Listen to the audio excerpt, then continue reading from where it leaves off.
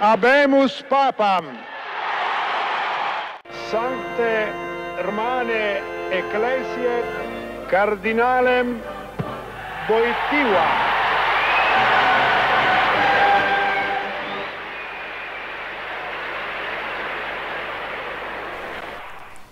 En el video de hoy, vida y obra de Juan Pablo II. Comencemos. Karol Józef Wojtyła nació el 18 de mayo de 1920 en Wodowice, un pueblo de Polonia cercano a Cracovia. Era el menor de 3 hijos del matrimonio integrado por Karol Wojtyła y Emilia Kasarowska.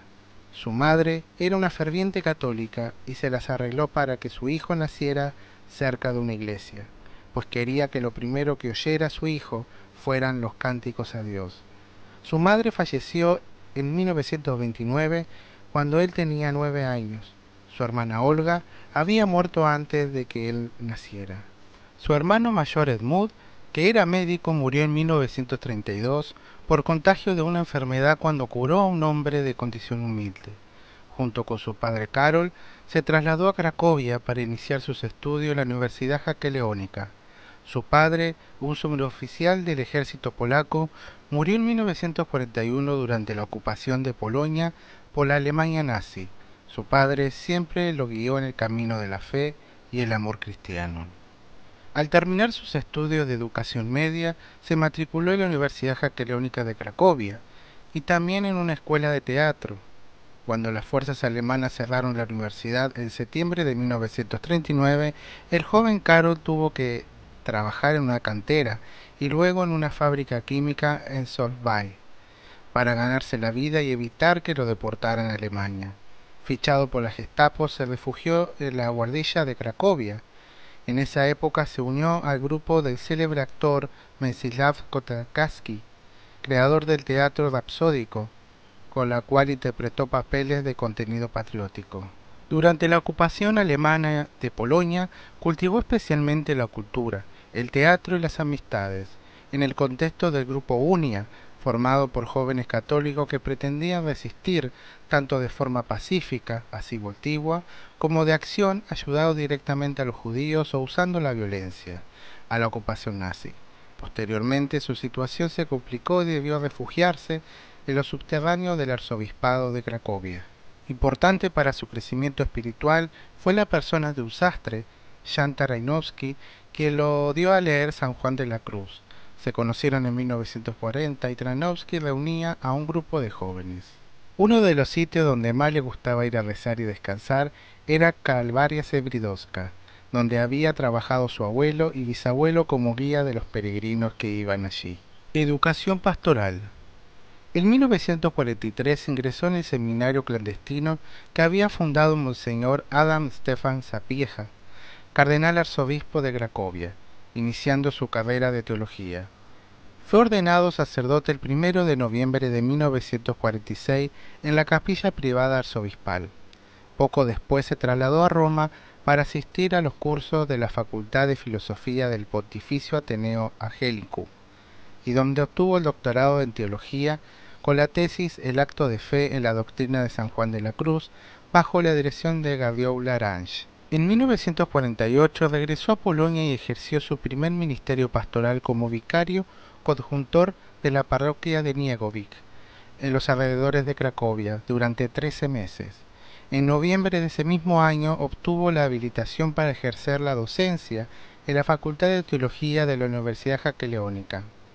El 17 de agosto de 1949 se trasladó como vicario a la parroquia de San Florián, en Cracovia, donde ejerció el ministerio durante 2 años, alternándolo con su trabajo de consejero de los estudiantes y graduados de la Universidad Estatal de esa ciudad. Era muy popular entre los estudiantes, con lo que iba muchas veces a excursiones, cosa que no era común en aquellos tiempos, pues podía llamar la atención de las autoridades policiales. Nombrado profesor de Teología Moral y Ética Social del Seminario Metropolitano de Cracovia el 1 de octubre de 1953, y en 1954 defiende la tesis de filosofía sobre Max Scheler, y ese mismo año fue nombrado profesor de Ética en la Universidad de Lublin. docencia que se prolongaría hasta 1961. Allí impartió sus cursos, compatibilizándolos con su trabajo sacerdotal, que dieron lugar al comienzo de su producción filosófica original. En 1958 fue consagrado obispo y en 1960 publicó Amor y Responsabilidad. En 1969 publicó Persona y Acto. Obispo en Polonia. El 4 de julio de 1958, el Papa Pío XII lo consagró obispo auxiliar de la arquidiócesis de Cracovia, bajo el administrador apostólico arzobispo Eugenis Weisack. A partir del 11 de octubre de 1962, comenzó a tomar parte activa en el Concilio Vaticano II.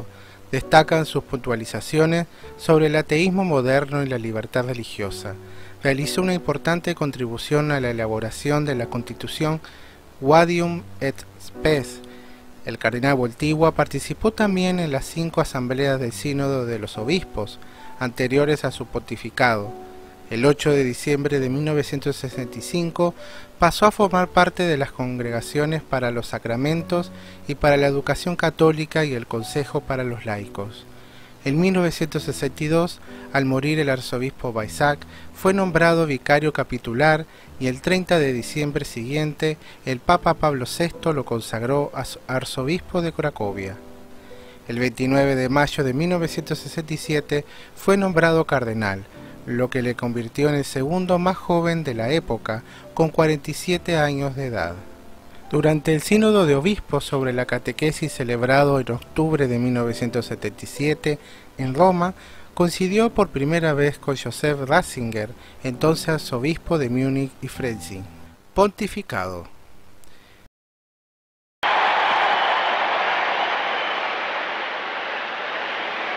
Habemus Papam. Sancte Hermane Ecclesiae Cardinalem Wojtyła. El 28 de septiembre de 1978 murió Juan Pablo I a causa de un infarto de miocardio tras un pontificado de 33 días. El 16 de octubre de 1978, tras 2 días de deliberaciones del cónclave, Wojtyła fue elegido sucesor de San Pedro. Adoptó el nombre de Johannes Paulus II, Juan Pablo II, y se convirtió con 58 años en el papa más joven del siglo XX y el primero no italiano desde el neerlandés Adriano VI. El 5 de noviembre visitó Asís, el primero de sus 144 viajes por Italia. El 25 de enero de 1979 emprendió el primero de sus 104 viajes fuera de Italia, República Dominicana y México, y el último fue el 14 de agosto del 2004 en el Santuario Mariano de Lourdes, en Francia. En total visitó 129 países diferentes, algunos de ellos varias veces. Es importante destacar el trabajo de Juan Pablo II en la Iglesia, donde propuso el gran objetivo de posicionar a la Iglesia como un faro y guía del mundo contemporáneo en 5 direcciones. Nueva evangelización, mediante una renovación de la fidelidad a la persona de Jesús de Nazaret y su mensaje de amor universal, en especial hacia los marginados y los desfavorecidos, anunciando a todos los pueblos con gran preocupación por la descristianización de Europa. Ecumenismo, mediante el diálogo y el encuentro con las demás iglesias cristianas y toda y cada una de las confesiones religiosas. Compromiso ético y social, asumiendo la defensa de la dignidad de la persona y de los derechos humanos, así como la promoción de la diversidad cultural de los pueblos y el impulso de la justicia social y la moral personal. Ha sido en este punto donde Juan Pablo II ha sido más discutido, al oponerse por igual a la dictadura marxista y al capitalismo liberal, y muy especialmente a su condena del aborto, la contracepción y la fecundación artificial, en aras de la defensa de la vida y la familia. En este terreno, Juan Pablo II mostró una clara desconfianza hacia lo que considera una cultura de la muerte, fruto de un materialismo occidental al que veía como hedonista, relativista e insolidario. Lucha por la paz, a través de la mediación de múltiples conflictos y la condena enérgica a la guerra y la carrera armamentaria. así como la incentivación de iniciativas de reconciliación y el combate de las desigualdades. Rigor doctrinal. Juan Pablo II condenó las posiciones más extremas de la teología de la liberación, pero fue más contundente con el ala más conservadora del catolicismo al excomulgar al Monseñor Marcel Lefebvre y desautorizar su movimiento. Juan Pablo II dio reconocimiento a teólogos en su día sancionados o cuestionados por sus posiciones aperturistas, creando los cardenales. Sin embargo, a través de la Congregación de la Doctrina de la Fe, presidida por Joseph Ratzinger, fue inflexible con Hans Hunk, ya condenado por Pablo VI, y con Bernard Haring o Leonardo Boff, debido a sus posiciones heterodoxas en materia de teología dogmática y moral y su oposición al magisterio papal. Juan Pablo II se mostró desfavorable a dar de comulgar a los divorciados, vuelto a casar, al matrimonio de los sacerdotes y a la ordenación de las mujeres. A lo largo de sus casi 27 años de pontificado, nombró un total de 232 cardenales. Como Papa, Juan Pablo II impuso un nuevo estilo al desechar la silla gestatoria usada por sus antecesores para mostrarse en público. Se acercó a la calle y a las multitudes, mostrando sus simpatías por niños y jóvenes. Debido a sus múltiples viajes al extranjero, fue conocido entre los medios de comunicación, en particular en Hispanoamérica, como el atleta de Dios, el caminante del Evangelio, el Papa viajero o el Papa peregrino. Durante su prolongado mandato, Juan Pablo II superó numerosas marcas. No solo fue el pontífice más viajero hasta el momento, sino también el que proclamó más santos y beatos durante su pontificado. El número de santos y beatos elevados a los altares por él equivale al llevado a cabo en los 400 años anteriores. Atentado a su vida. Algo que no deberíamos dejar pasar es que el 13 de mayo de 1981, Mehmet Ali Agha disparó contra el Papa mientras éste se desplazaba por la plaza de San Pedro en un vehículo abierto.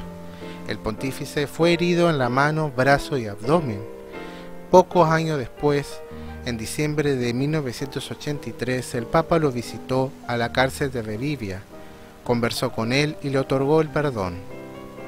El atentado motivó la construcción de un vehículo especial con cristales blindados diseñado especialmente para este tipo de actos y que fue popularmente bautizado como el Papa Móvil. Un año más tarde, en la noche del 12 al 13 de mayo de 1982, Juan Pablo II sufrió un nuevo atentado en Fátima, Portugal, a donde había llegado para agradecer a la Virgen María por haber salvado su vida. En esa ocasión, un sacerdote español ultraconservador, Juan Fernández Cró, quiso ensartarlo con una bayoneta, pero fue inmovilizado apenas a tiempo, aunque llegó a visualizarse la presencia de sangre en la vestimenta del Papa, todo lo cual fue revelado por el cardenal Deswitt años después. Desde la agresión de Mehmet, comenzó a sufrir diversos problemas de salud, y además de las dificultades que tuvo para recuperarse de las heridas de bala que sufrió en el estómago y en su mano, padeció distintos accidentes y dolencias. A fines de 1980, a pesar de su dolencia física, su actuación en Polonia y su influencia en los acontecimientos que se produjeron en el entonces bloque comunista contribuyeran de modo considerable a la caída del comunismo soviético y a la democratización de Europa Oriental, según coinciden distintos historiadores y escritores. El 1 de julio de 1986, Juan Pablo II visitó Colombia como consecuencia de la tragedia de Armero en Tolima, y fue al lugar de los hechos y frente a una gran cruz oró por un rato y nombró el sitio como lugar santo en honor a los 25.000 muertos de esa trágica escena que tuvo que vivir el pueblo colombiano una semana después del holocausto de la toma del Palacio de Justicia en Bogotá, en la cual murieron 80 personas o incluso más. Más de una década después, y pese a su implacable deterioro físico, en marzo del 2003, Juan Pablo II se opuso con todas sus fuerzas y autoridad a la invasión estadounidense de Irak. En esa misión evidenció la misma determinación que había mostrado al inicio de su pontificado para mediar el conflicto de Begle entre Argentina y Chile en 1978, cuando se encontraban al borde de un enfrentamiento. Entre los principales episodios de su pontificado está la primera visita de un papa a una iglesia luterana en Roma en 1983, la primera a una sinagoga en Roma en 1986, la Jornada Mundial de Oración por la Paz en Asís en 1986 y la excomunión del obispo Marcel Lefebvre en 1988. Ese mismo año se produjo un hecho histórico. Juan Pablo II visitó un país ortodoxo, Grecia, y entró en una mezquita, la de Damasco en Siria, y fue la primera vez que un pontífice católico pisaba una mezquita y oraba en su interior. Asimismo figura en el primer encuentro de un papa con una comunidad musulmana en Casablanca en 1985, el Jubileo de la Redención en 1983, a partir del cual creó las Jornadas Mundiales de la Juventud, celebradas bajo su pontificado en Roma varias veces, en Buenos Aires, Argentina, Santiago de Compostela, en España, Denver, Estados Unidos, Manila, Filipinas, París, Francia, Toronto, Canadá, Krakow, en Polonia. También destaca el encuentro con el último presidente de la URSS, Mikhail Gorbachev, el 28 de diciembre de 1989, la normalización de la Iglesia Católica en los países europeos hasta entonces comunistas y la visita realizada en enero de 1998 a Cuba, donde fue recibido con todos los honores por Fidel Castro. Aparte de sus 14 encíclicas, con Juan Pablo II se han publicado los nuevos Códigos de los Derechos Canónicos Latinos en 1983 y Oriental, así como el Catecismo Universal de la Iglesia Católica en 1992, fruto del Sínodo Especial de Obispos en 1985, dedicado al Concilio Vaticano II. Juan Pablo II pidió perdón por los errores cometidos por la Iglesia Católica, entre ellos el procesamiento y condena del científico italiano Galileo Galilei, a quien la Inquisición le hizo retractarse de sus teorías heliocéntricas el 22 de junio de 1633. Su gran deseo se materializó y fue llegar al año 2000, abrir la puerta santa de la Basílica de San Pedro e introducir a la Iglesia al tercer milenio, con el jubileo del año 2000. En la primavera del 2000 pudo por fin pisar Tierra Santa. Visitó el Monte Nebo, donde según el Tanaj o el Antiguo Testamento, el profeta Moisés vio la tierra prometida antes de morir: Belén, Jerusalén, Nazaret y varias localidades de Galilea. Durante ese viaje Juan Pablo II, el primero en reconocer en 1986 los derechos nacionales del pueblo palestino y entablar relaciones diplomáticas plenas con Israel, en 1994, ofició misa en la plaza del Pesebre de Belén, pidió perdón en el Muro de las Lamentaciones y el Museo del Holocausto por los errores cometidos por los cristianos que persiguieron a los judíos y celebró misa en el Santo Sepulcro. El deterioro físico de Juan Pablo II se incrementó hasta su fallecimiento en 2005. En aquel año tuvo que ser hospitalizado por su síndrome de dificultad respiratoria. Se le realizó una traqueotomía a mediados de marzo y hacia finales del mismo mes su estado se agravó y entre el 31 de marzo y el 1 de abril sufrió una septicemia por complicación de una infección en vías urinarias. Falleció el 2 de abril del 2005 a las 21:37 horas. Pocos minutos después, Monseñor Leonardo Sandri anunció la noticia a las personas congregadas en la plaza de San Pedro y al mundo entero.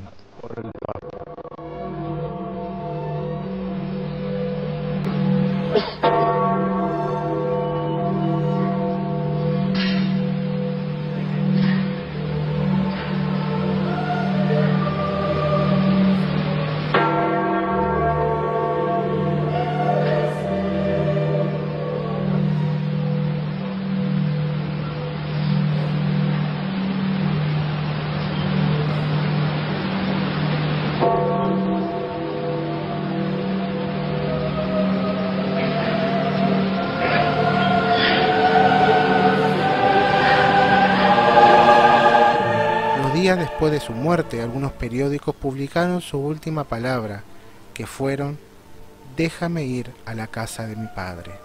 La muerte fue comprobada por el cardenal camarlengo Eduardo Martínez Osmalo. El camarlengo comunicó la muerte del cardenal Camilo Duini como vicario para la urbe, y el cardenal decano del colegio cardinalicio, Joseph Ratzinger, informó oficialmente a todos los cardenales, convocándolos al cónclave al declararse la sede vacante. Tenía 84 años y 11 meses. En su agonía le dictó a su secretario, Stanislao Drisby, una carta en la que decía: soy feliz, séalo también ustedes. No quiero lágrimas.